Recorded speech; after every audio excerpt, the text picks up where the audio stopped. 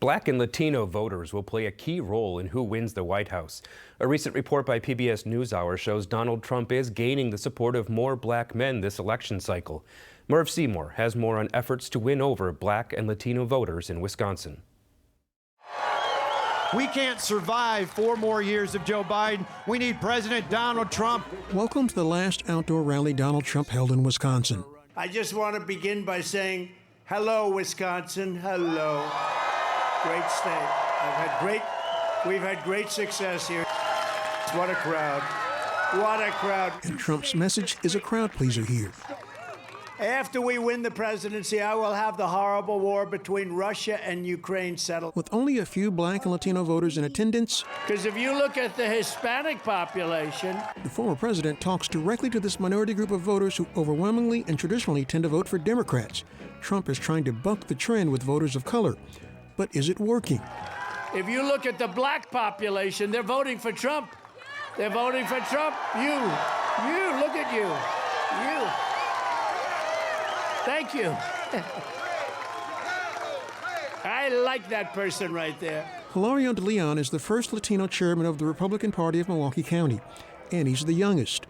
He passionately works the crowd at rallies like this to ignite enthusiasm for Donald Trump, who he believes offers a lot to black and Latino voters, especially when it comes to jobs and the economy. They feel like that they're being left behind by the Democrat Party. They feel like the party has gone way too far to the left, and they want to just kind of return back to the middle. They may not like his personality, but if there's one thing that they can't say is that he brought us jobs and he put money in our pockets, and we were able to, have, better life under him than under the previous administrations. Antonio Cervantes lives a few blocks away.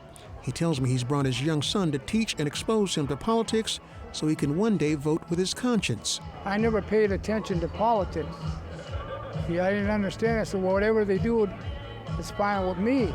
But when you have children or a family, you understand that, wait a minute now, I can't afford paying all this for the gas when it was low, for the food and the eggs when it was low, and now it's high. Why is it high? Sporting his Donald Trump Wanted for President shirt, Philip Brookshire is a walking billboard for the Trump campaign. He says he's been supporting Republican candidates since the days of Ronald Reagan. If he could have things his way. I wish more black people would pay attention to their own hearts and stuff, and don't go by the media, and don't go listening because of what their grandfathers and grandmothers said, vote Democrat. Don't do that. Vote for somebody that has ideas that are really out here and do something to help you. To connect with more voters in Wisconsin, the Republican and Democratic parties both have set up offices in Milwaukee's inner city, targeting blacks and Latinos. Gracias por darnos vida, salud y fuerza. Welcome to Milwaukee's South Side. Sin su voto no tienen voz. Without your votes, you have no voice, he says. We have a chance to shape the direction of our nation. Surrounded by symbols of faith and Latin culture. Imagine being able to just talk to 3 people a week. Maybe change one person's mind a week. You could literally be the difference. Surrogates of the Harris Walls campaign have come to Iglesia del Dios Vivo Church to speak directly to Latino and black voters in this blended neighborhood. Vamos a elegir a una persona que no quiere a los latinos, que quiere divisiones. Tonight's message is in English. The chance to actually do something is right now. We don't want to wait until November 6th. And Espanol. Let's get out here. Let's get the vote. Gracias and God bless you. Thank you. If the election is close, voters in this room could be some of those who decide who wins. I absolutely believe that it's going to come down to the black and the Latino vote. Coming together and talking together is an excellent way to improve our chances of the black and Latino vote, doing it for Harris and Walls. As a Latino person, I would say it's important to vote for the candidate that is going to, be open to diversity and to community and people of various cultures. Good evening, Milwaukee! During the Democratic National Convention, Vice President Kamala Harris brought her message of a proposed tax cut for the middle class and $25,000 in down payment assistance for first-time homeowners to the Pfizer Forum Arena in downtown Milwaukee.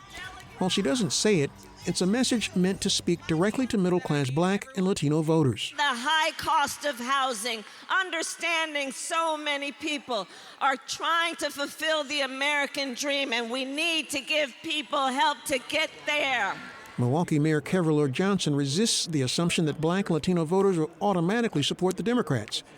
But he says he hasn't met any Black voters in Milwaukee who support Donald Trump. That's why the vice president today is leaving her own convention, the DNC in Chicago, coming to Milwaukee, coming to the most diverse community in the entire state of Wisconsin, and saying, hey, we see you, we value you, and I want to earn your vote. People go there from Wisconsin. Remember the traditions of our great country. For both campaigns, the battle for Black and Latino voters in Wisconsin is hardly over. Some wonder just how many more times will we see this team of candidates here in this crucial swing state to win over this key demographic of voters. Reporting for Here and Now, I'm Merv Seymour.